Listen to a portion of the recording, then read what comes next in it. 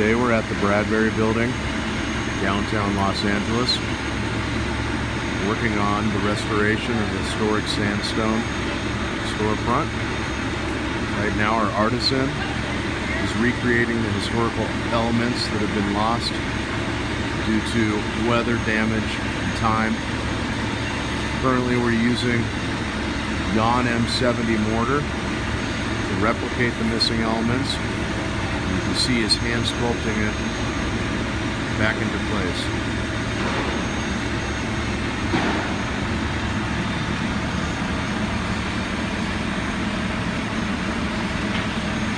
Here are some of the areas that we've already completed. Finished product.